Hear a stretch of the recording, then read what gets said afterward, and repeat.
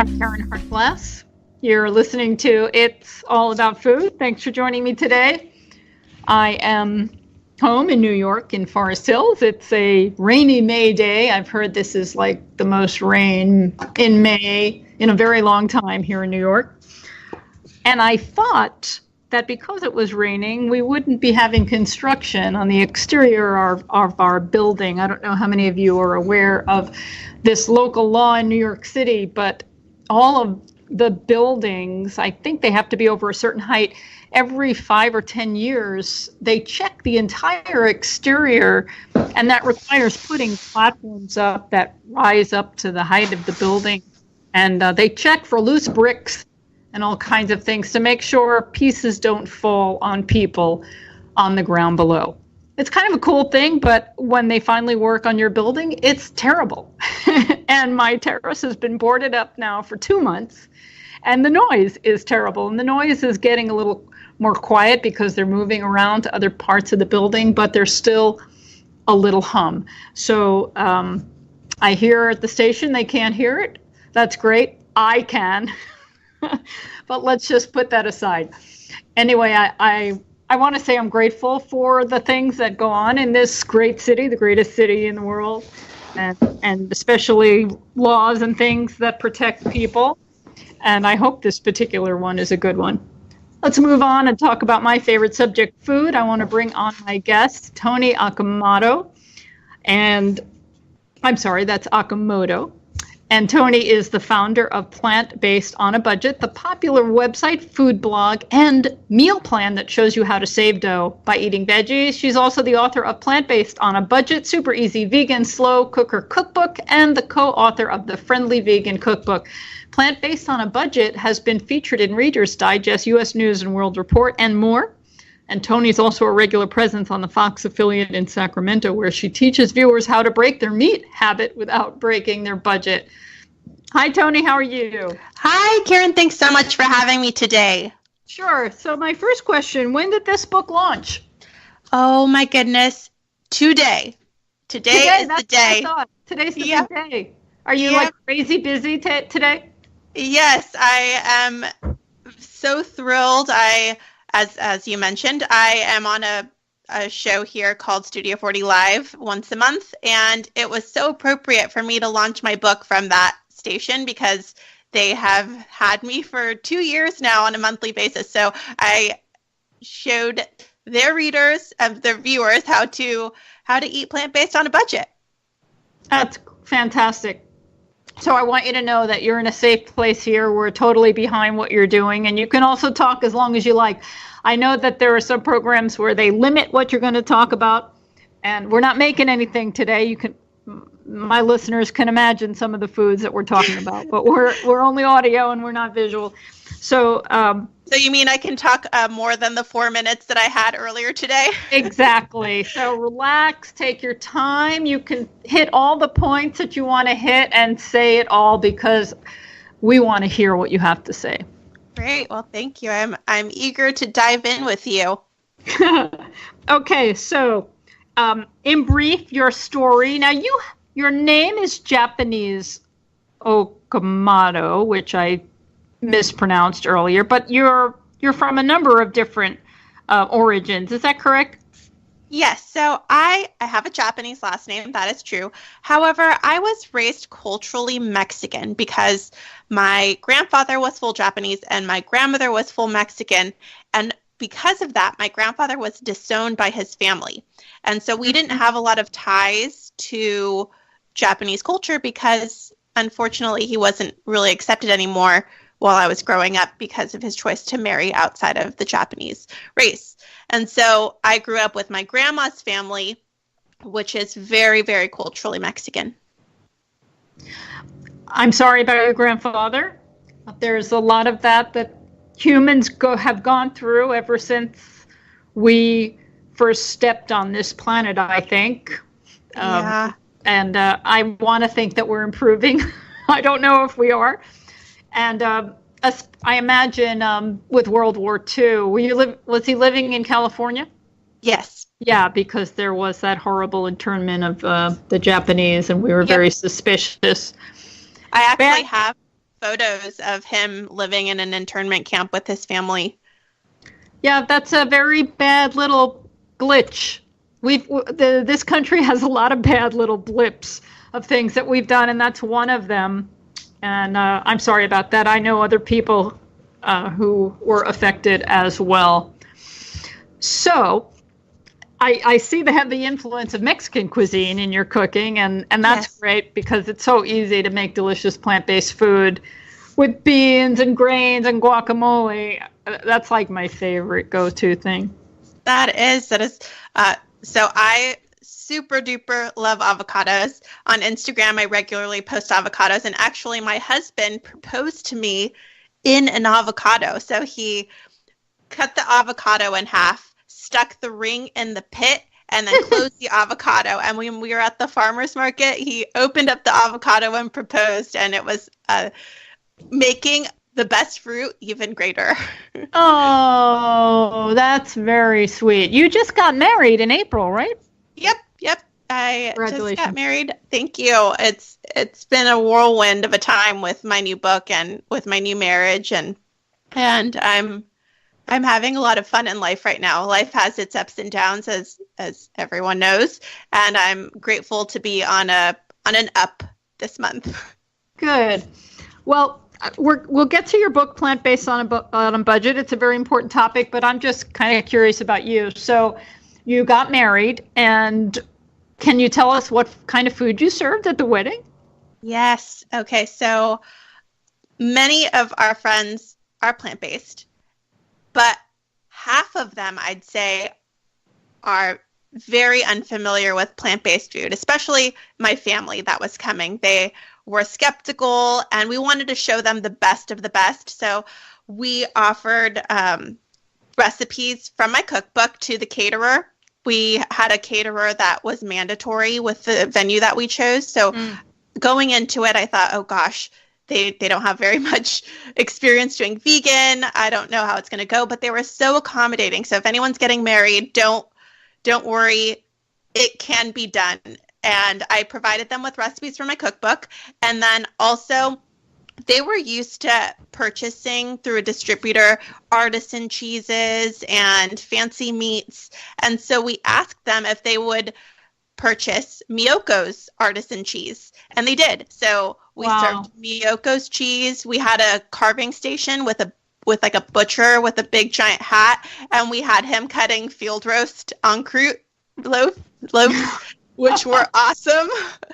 And it was like the whole experience that nobody really missed the animal products. And in fact, we're so impressed. My family still raves about the vegan food that we served. We had an all vegan menu. A friend of mine who is not vegan learned how to make vegan cakes and created this gorgeous, gorgeous vanilla cake with orange citrus zest and raspberry filling. It was really beautiful. And my whole theme of my wedding was fruit. And so in my bouquet and in the boutonnieres and on the tables, instead of flowers, we did some flowers, but mostly fruit. And there were berries, blackberries. My husband had a blackberry in his boutonniere next to his flower. And then it was cool because afterward we had goodie bags and the guests were able to take the fruit displays home. So if there was anything that wasn't eaten during the brunch, guests could take home the fruit. And so it was better than wasting a lot of flowers. I love that. My brother got married about 15 years ago, I think, and it was a vegan wedding. And I was all raw at the time. I did this raw diet for 2 years, and he was like, I can't believe you're going to be raw, and I'm having an all vegan wedding. But they had, because they had all this wonderful cooked vegan food, but the centerpieces were these beautiful bowls of blueberries, and I just went nuts eating the blueberries all day.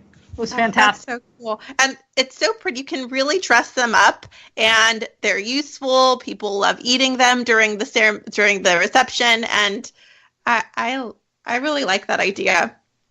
Okay, well, you did. Not only was it your day and you got to enjoy it, but you also helped educate a lot of people, the caterers and the people who, your guests. So that was a great thing. I was glad that everyone had a good experience, because when people are skeptical about plant-based living, you want to show them that it's easy and flavorful and delicious, and that they won't even miss what they thought they'd be missing. You know, it surprises me today in 2019 with all of the plant milks and the new plant cheeses that are coming out that are really wonderful. Not the plant cheeses that were around that were awful for a while, but the ones that are really good now. And all of the plant meats, and it's all over the world now. It's really hard to believe that there are many people who still hold on to this myth that eating this way is not or cannot be delicious. It just blows my mind. Yeah. But we persist, and we're going to persist today with a new cookbook called Plant-Based on a Budget. And let's talk about Plant-Based on a Budget. Why is that important to you?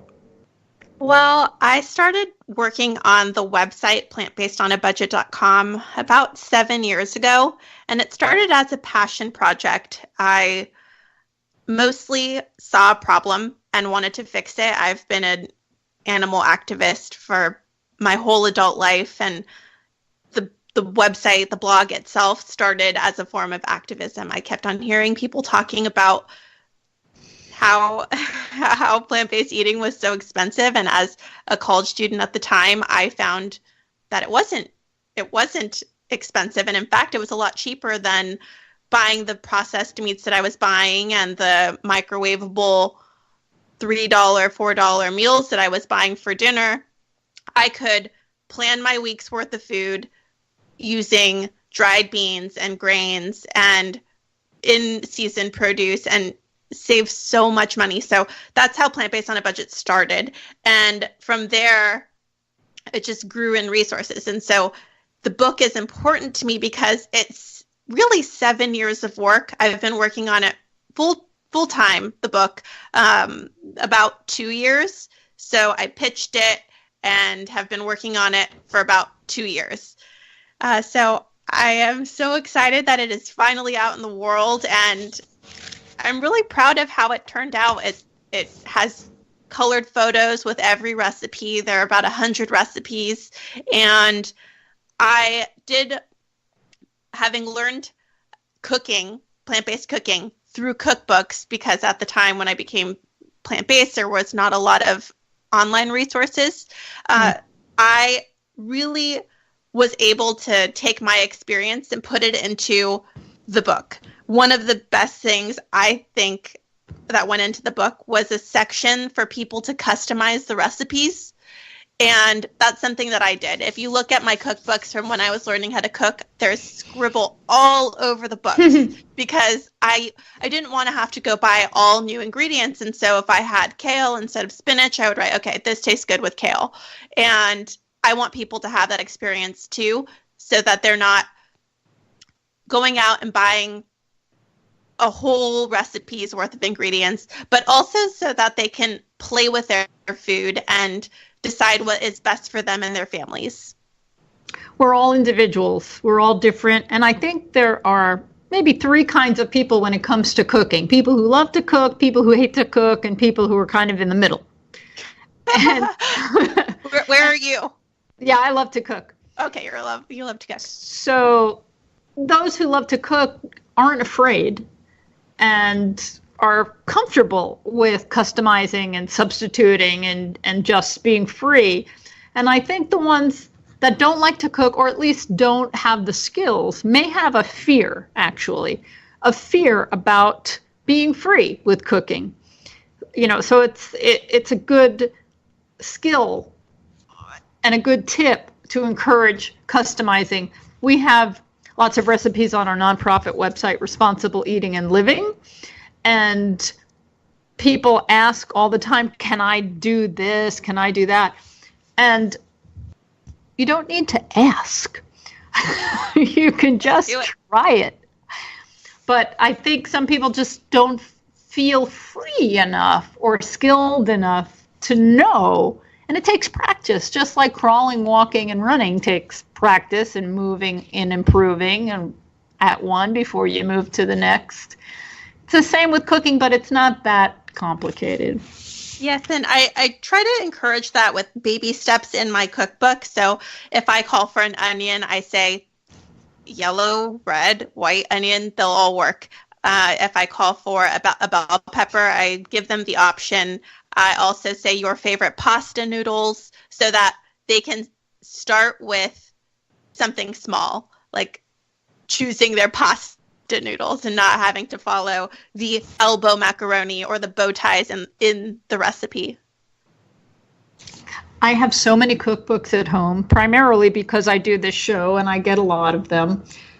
And I never cook from a cookbook, but sometimes when I want an idea, I might thumb through a cookbook or two. I get the idea and then I'm off and running. I don't need the recipe. But that's taken decades. I was not always a good cook. I didn't know what to do. I made a lot of bad meals. Same here. Yeah. And so you got to practice. And then, yeah, that's all. And especially if you're cooking for multiple people. I know that I love to cook for people. And some people have allergies. Some people have really strong preferences. And so accommodating them and personalizing the recipe takes time and practice. Okay, are there some recipes in the book that were based on traditional family recipes that you had? The Mexican rice is something that I've made. It's in a bowl, so it's a Mexican rice bowl in the book. I have made that and have eaten that maybe 100,000 times in my life. My grandma made it, my mom made it, I make it, and if that's the only recipe that calls for white rice. I've done brown rice and everything, but if people don't want white rice because it's unhealthy, then I also make it with quinoa instead. So that is an option.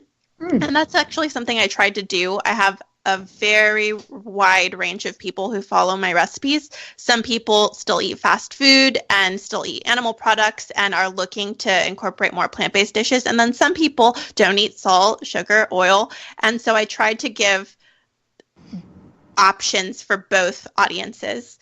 And so the quinoa is something that I've swapped out in that Mexican rice. But definitely, I don't like it with brown rice, which I did say in there. I don't like it soft with brown rice. The texture is funky. But with quinoa, it's still light and fluffy. Okay. That's good advice. So back to the theme plant-based on a budget, it is certainly less expensive to prepare plant foods than it is animal foods. And that's the real cost of food, not just the perceived cost of the food.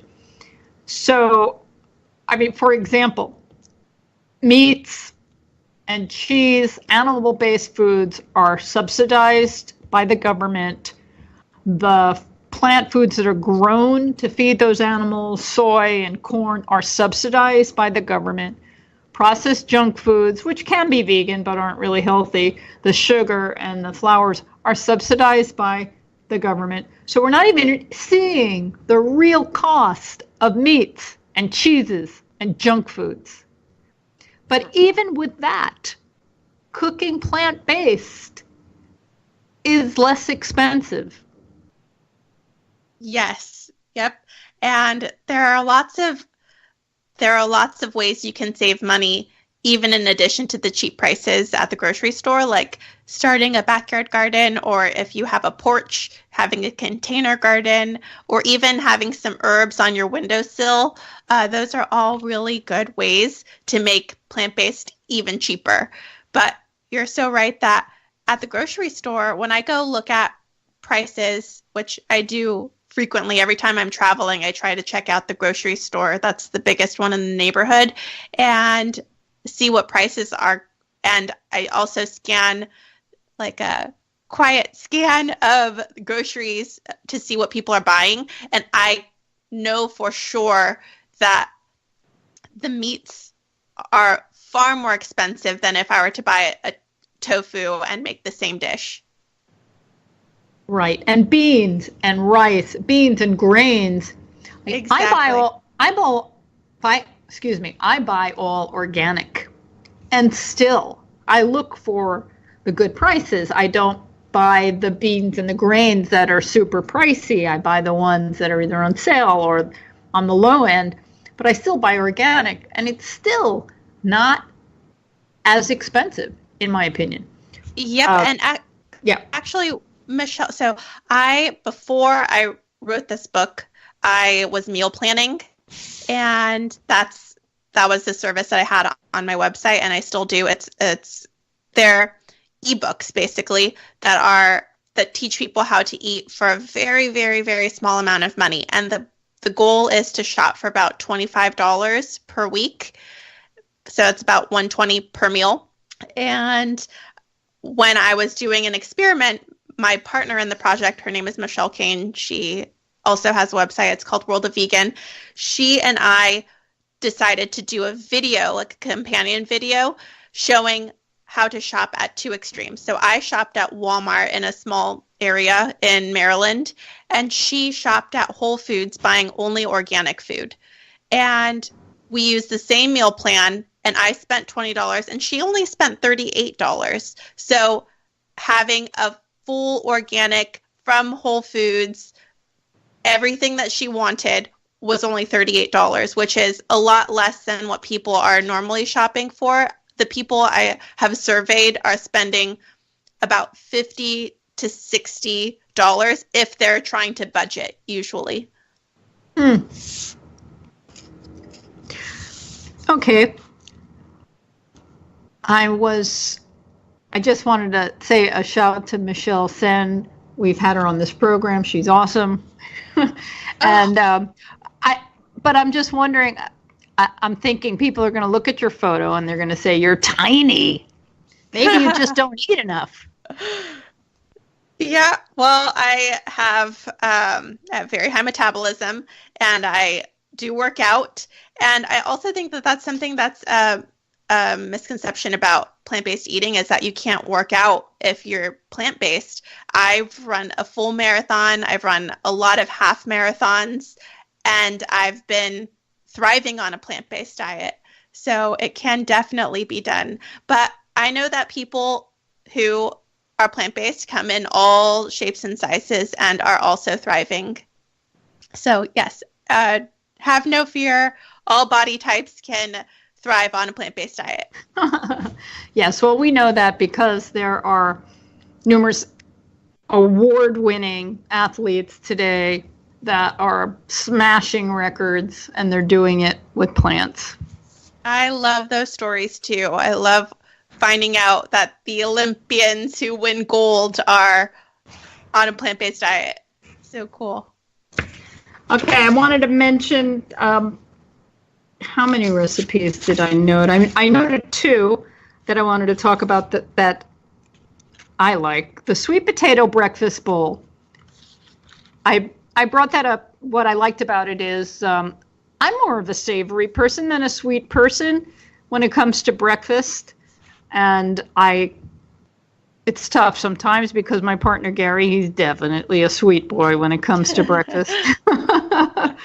But I really love the savory, hearty foods in breakfast. So a sweet potato breakfast bowl really speaks to me. And sweet potatoes just in everything.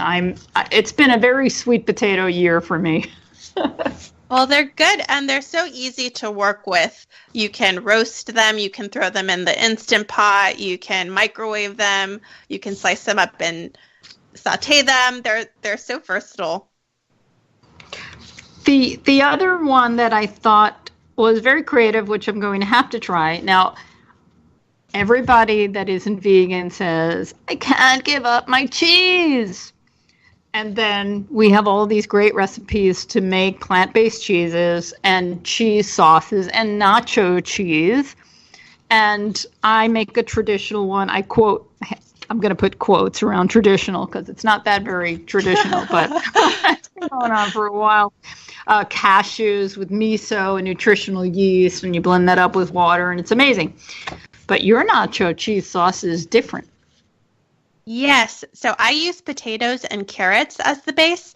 And get this, Karen, I had about 40 recipe testers, most of whom eat dairy and animal products still, and were at all different cooking levels. And two of the recipe testers, I had 3 people testing each recipe. 2 of the people who tested that particular recipe ate regular nacho cheese still, and I mean regular meaning dairy based, and loved this nacho cheese, said that they'll never go back to eating what they were eating before if this is what is available to them. So I was very excited to hear it. It's really easy to make, and also omnivore approved. That's awesome. Well, it's not surprising to me, but people don't realize, many people who are on the standard American diet today are eating industrial processed foods that are filled with oil, salt, and sugar, air quotes again, natural flavors, which, if you know anything about natural flavors, they're far from natural. And people are eating foods that aren't made from real ingredients. They're synthetic, manufactured, and you can taste that. And then when you switch over just to making a recipe with real foods, you can taste that. It's so different. It's so much better. So I'm imagining like a Velveeta or some highly processed, disgusting, dairy-based industrial cheese used for nachos, nacho cheese sauce, and then comparing it with anything that's been made from scratch from home. How can it compare? It can't. Yeah, I agree with that. And I also think that cooking from scratch, so earlier you said that there were several types of people. I fall in somewhere in the middle camp where I really love to eat food. I love it so much. I love fresh food.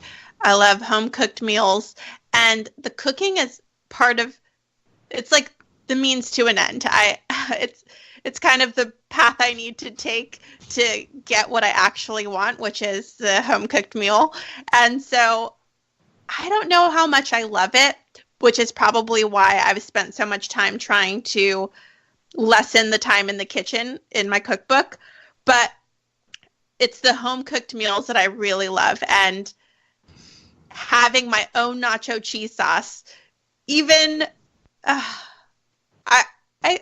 would say, having grown up on a standard American diet, I did like that chemical cheese sauce, but I will say this is much better. And a big part of it is because of my relationship to the food now. I know it, I made it, and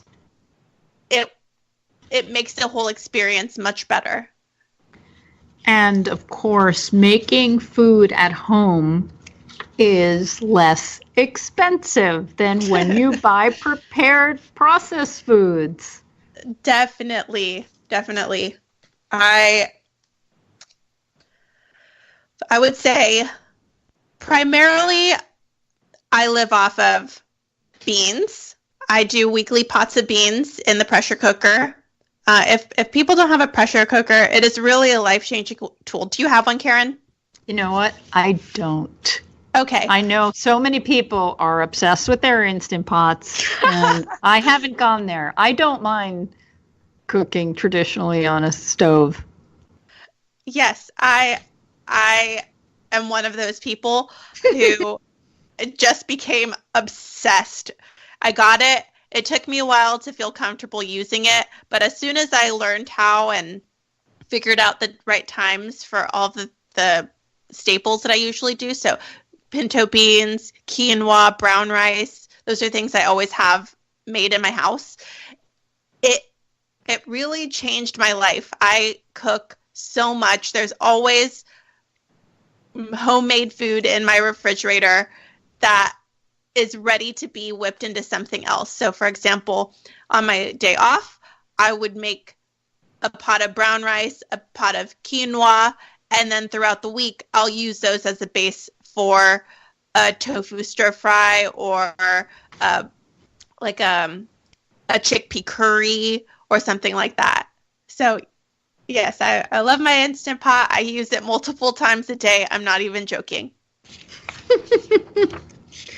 We don't want to joke here. I just wanted to mention you have a very nice foreword from our very favorite medical doctor, Michael Greger, who's, I understand, has a new book coming out, How Not to Diet. Which is so funny. That is such the most clever name.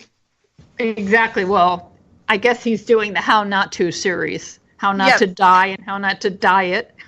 Yep. So there's the How To series, and Dr. Greger has the How Not To series. But That's yeah, great. Very clever. He's a clever guy. He's a wonderful guy. We all love him. And how lovely for you to have a foreword in your book. Yes, Dr. Greger has been really inspiring to me, as he has to many other people. And I was so over the moon that he agreed to be the foreword to my book.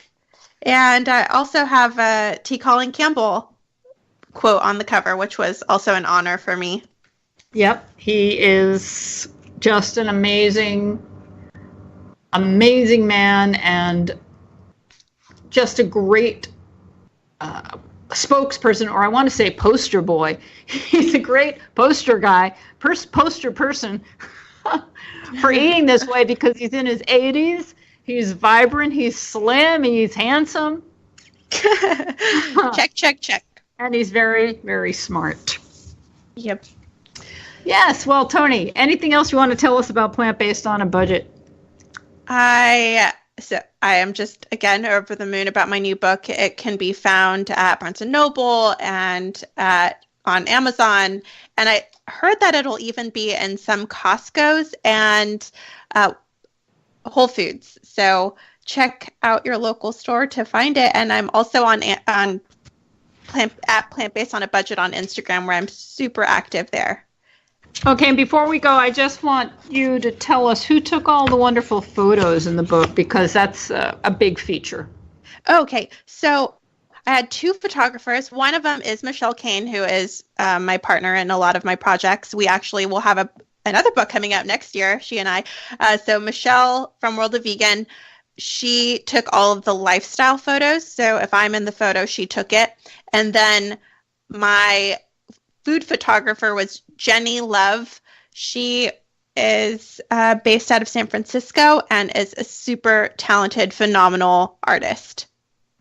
Very good. I think it's important to mention those people, because it's not easy to make beautiful food photos, although many of us try. I totally agree. My poor Instagram, I sometimes have people saying, you should probably turn on the light more, or you should probably drizzle something on that, because it's so hard to make your food look good, especially if you didn't food style it. And so the food styling is the really hard part. It is, and I'll make some gorgeous dishes that look beautiful on the table, but they just don't read right through a lens. I have had that same experience, Karen. So that's the art. Okay, one last question before I let you go. Who in your family has the great smile that you got? Oh, I look just like my dad. One time I was walking down the street, and this guy was like, hey. And I thought, oh gosh, I'm going to ignore him. And then he said, are you George's daughter? And I said, that's an awkward pickup line. And he said, you look just like him. How identical you are. And I immediately called my dad and had him on the speaker. And it was his coworker who doesn't work with him directly. He doesn't work with him directly all the time, but he works with him enough to see him in my face. That's sweet. Well, you have a great smile, and Thank you. It shines and glows, and I don't see how anybody wouldn't want to eat plant-based after seeing how good you look. Thank you so much. And thanks for having me on. You're welcome. Thanks for joining me today, Toni Okamoto. Okamoto. Wait a minute. Long O's. Right. What happened is I wrote it wrong on my website. I have to correct it.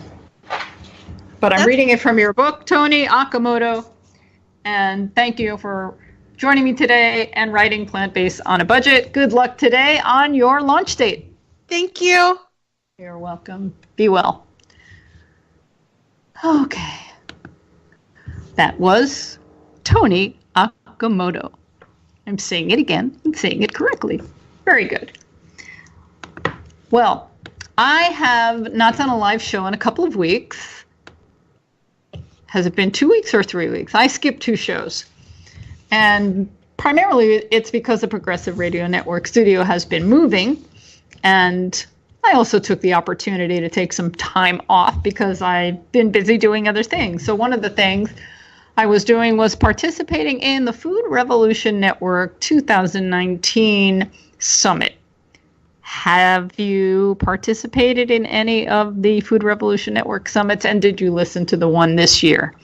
It's really a time commitment, and I'm fortunate to work with the Food Revolution Network, and that enables me to make the time to listen to all of the interviews. And what I was doing during the 9 days is answering people's questions on the broadcast page as the interviews were playing.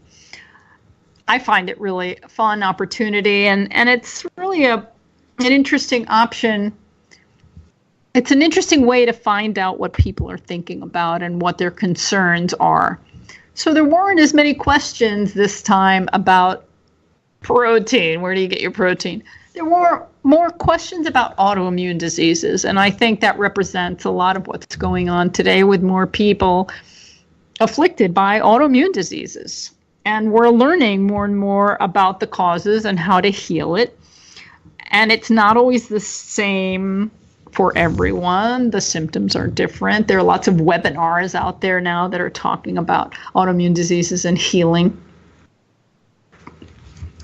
And unfortunately, some of the things that they recommend are good and some are not so good. And it's kind of hard to discern, I know.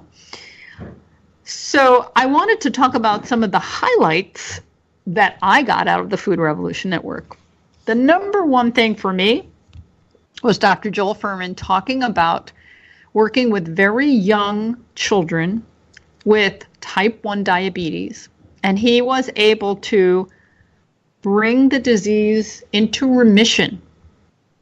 And we have never heard that with type 1 diabetes. So everyone, not everyone, but many people know today that most type 2 diabetes can be reversed with diet and lifestyle. And that's not the same with type 1. So this is powerful news, profound news. You can read about it. There's an article by Dr. Fuhrman in the very new International Journal of Disease Reversal and Prevention. I mentioned this new journal in one of my last programs. You can go to the website ijdrp.org. Those are the initials for International Journal Disease Reversal Prevention, IJDRP. And Dr. Fuhrman has an article there, Treatment and Remission of Symptoms in Type 1 Diabetes with a Nutrient-Dense, Plant-Rich Diet Case Studies. This is just such exciting news. The other thing I wanted to talk about is this global celery juice movement. Have you heard about that? And have you participated in it? It's kind of blowing me away. So Anthony Williams, medical medium, has been promoting the benefits of drinking 16 ounces of celery juice. And he claims that many people have jumped on the bandwagon and are drinking 16 ounces of celery juice every day and have had wonderful recoveries and improvements in their health. And if that's true, that's great. I am kind of concerned. Number one, I've noticed in supermarkets in Northern California and in New York City, and I've heard from people in Florida and some other states that the organic celery is cleared off the shelf. Everybody's buying celery now and making celery juice. Now, I hope that the farmers can ultimately respond and grow more celery. But I'm kind of concerned about it. Of course, I want everyone to feel better. Celery is a great food. It has electrolytes, sodium, potassium, and it has a lot of water. It's easy to juice. I always include celery when I'm making my green juice because it dilutes the green juice and it just makes it a better tasting drink, and I know I'm getting those electrolytes. But the concern is 16 ounces too much?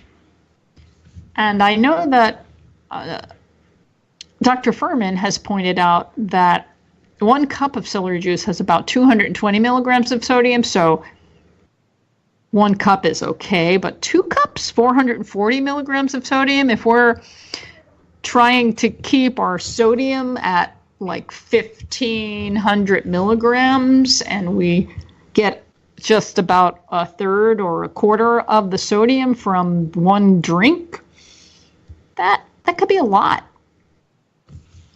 Certainly 2 cups wouldn't be that terrible, but then if you're going to go for 4 cups or 5 cups, that's like, whoa, that's sodium city. Anyway, I'm curious who's tried celery juice and what your thoughts are, because I could learn more about it. Let me know if you're into the celery juice movement. Send me an email at info@realmeals.org. So the Food Revolution Network, when I was listening to all the celery juice, it just got me into wanting to juice. And you may know I'm a big proponent of green juicing, and my juice typically consists of kale, collards, celery, carrots, lemon. Sometimes I add ginger. Sometimes, depending on what I have around, I might add a broccoli stalk, a cucumber if it's around. But my foundation is pretty much celery, carrots, lemon, sometimes ginger, and lots of dark leafy greens. And I love it. And I make a week's worth, and I freeze individual portions, and then I take out a juice every day. And I had taken a break after 10 years of juicing and stopped juicing, and now I'm back, and I'm very happy with it. So a week ago, I decided I'm going to try just something for fun. And I juiced a 5-pound bag of carrots, and I made pure carrot juice, and I put that in a jar. I juiced 2 bunches of celery, and I put that in a jar. And then I juiced a couple of lemons with the rind. I use organic, so I'm comfortable with the rind of the lemon, and that's where all the flavonoids are, so I like the rind. And then I juiced a big pile of ginger. And I made these different juices. And then the next few days, I really loved, and I juiced some apples too. And I'm not a big promoter of juicing fruit because fruit's best with the fiber. But I have to tell you, juiced apples, fresh apples, it's just really yummy. But I really had fun having my bar, let's say, of fresh vegetable juices. It was like I could make a cocktail of whatever I wanted, a little carrot juice, a little lemon and ginger when I wanted. So the first thing I did was I tried plain celery juice. I'm like, okay, let's just see what this is all about. I had a glass. It wasn't even 8 ounces. Frankly, it was too salty for me. I don't eat salt. I don't eat sodium salt. And I get my salt, my sodium, my minerals from food. And for me, it was too salty. So when I wanted to drink the rest of the celery juice, I mixed it. I mixed it with lemon and ginger. And I was very happy with that. Now, Anthony Williams tells us we should drink it straight. And if it works for you, great. We haven't really seen anything to support the benefit of just celery other than these anecdotes that are shared. I'm very comfortable with mixing celery with other colorful vegetables because my particular digestive system is smart and can handle digesting more than one vegetable at a time.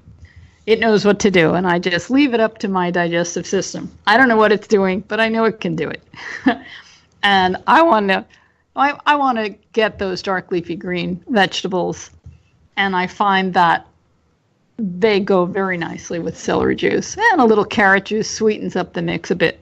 If you want, you can add a little bit of beet too, and that'll give you your anthocyanins in addition to your sulforaphanes. All of those are very good to boost the immune system and fight cancer and all of that. So that's my thoughts on celery juice. And again, if you found some benefit, I'd love to hear about it. Next up, I want to talk about hospitals. So I have a neighbor who's 92, and she fell, and she was brought to the hospital. And that's something that plagues many elderly people. They fall when it's not expected because their legs are weak, and they're hospitalized, and then often they go to rehabilitation, and hopefully they work things out and they come home. I was visiting her in the hospital, and she was being served her lunch. And it was salmon, it looked like a cake of salmon and some mashed potatoes and some squash. It wasn't terrible, but I just kept looking at that salmon, and my brain was going at it like, you could make that. You could make that. And in the end, a couple of days later, I came home. Well, I went home right away, but a couple of days later, I made what my brain was telling me to make, and I'm so excited about it. I made a dish with cooked red lentils, and there's only 4 ingredients in this recipe: lentils, hemp seeds, seasoning. I used Old Bay seasoning, and sheets of nori, the seaweed that you wrap sushi with. And it's a very simple, easy to make recipe. And I made this batter, let's say, of red lentils that were seasoned, and I pressed it into some individual baking dishes and baked it. And it's just amazing. It just tastes so delicious. I'm not saying it tastes like salmon, but it has kind of a fishy feeling because of the Old Bay seasoning, which is often used to season fish. And the nori gives a very mild sea flavoring. But the thing that I was really thrilled about were the hemp seeds. Have you ever used hemp seeds? Now, it's crazy in this country, the United States, where we're not allowed to grow hemp yet because it's related to marijuana. But the hemp plant is amazing and so useful, and we really should be growing it in this country. And then the price of hemp seeds would go down because hemp seeds are rather pricey in this country. But hemp seeds are rich in omega-3 fatty acids, just like salmon is supposed to be. So I thought I'll add some hemp to my vegan salmon cakes to give it a little omega-3 boost. And it gave it such a rich, creamy flavor that I'm so thrilled with this recipe. You can get it at responsibleeatingandliving.com because I am happy to share these discoveries, these inventions with anyone who is interested. It gives me great joy to do that. That's my gift for you today, baked red lentil salmon cakes. Now, while we're talking about hospital foods, I want to mention, because we were talking about plant-based on a budget, what many hospitals don't realize is that vegetarian food and vegan food costs about 50% less than meat foods, and hospitals can save a lot of money by serving more meat-free meals.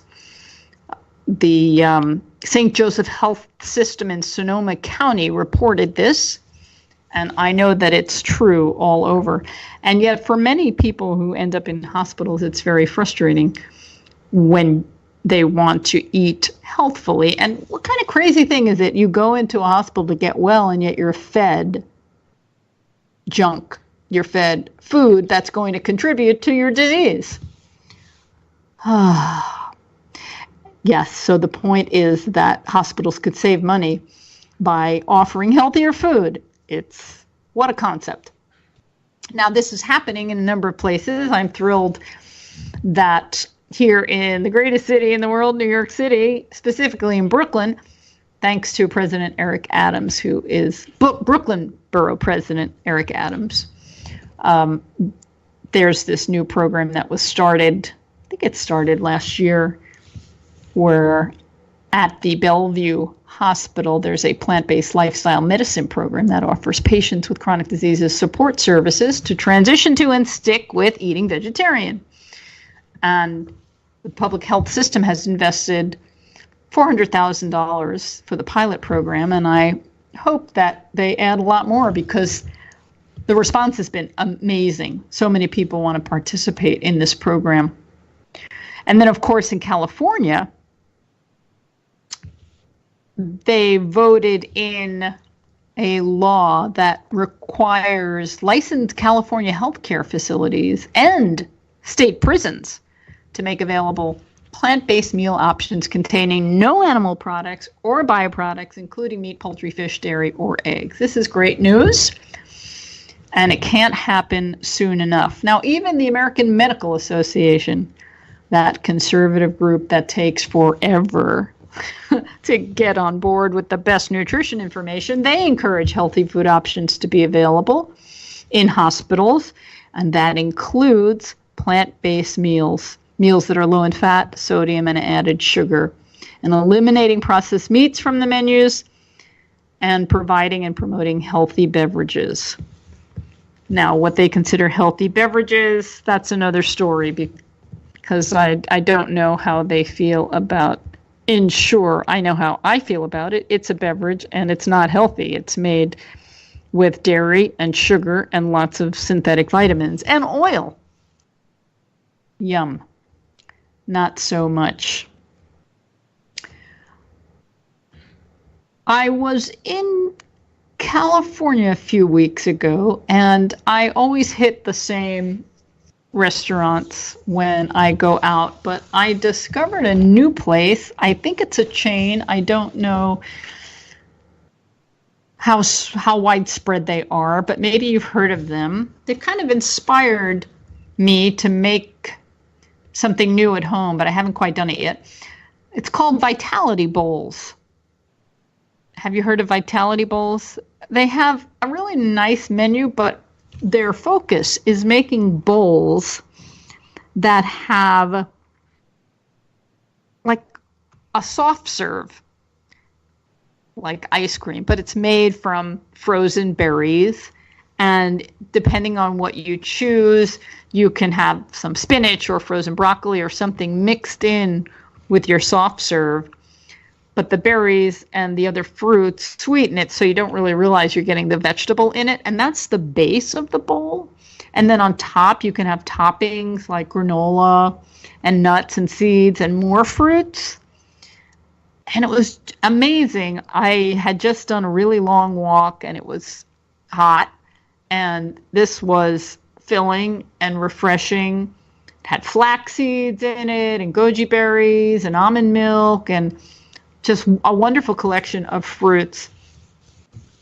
And I haven't quite done this before. I've made a soft serve and had it for dessert, but I never really enhanced it with all this other stuff to make a big filling meal. So I might try that. Have you tried that? Vitality Bowls. It's a great place to check out if you ever see one along the way in your path. I also wanted to mention, even the American College of Cardiology recognizes the importance of healthy food in hospitals, and that being in a hospital could be a teaching moment, a learning moment for people that end up there to learn about how to heal and eat better. So we have these rehab facilities which help people exercise and strengthen. but it can also be a place to teach people how to heal within with healthy food. So I'm looking forward to that in the future. And just something else I want to throw out before I go, because it's about time to wrap up this program.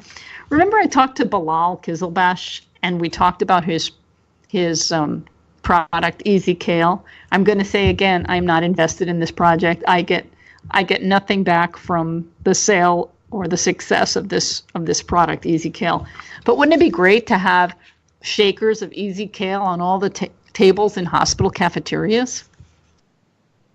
I think so. So if you're affiliated in any way with a hospital cafeteria, you might recommend getting Easy Kale, because it's an easy way for people to get nutrition. Okay, you've been listening to It's All About Food, my friends. Thanks for joining me today. I am Karen Hartglass. You can find me at info@realmeals.org if you have any comments or questions to share. And please visit my website where you'll find my blog, What Vegans Eat, now with, over 1,500 posts, and there's always new recipes.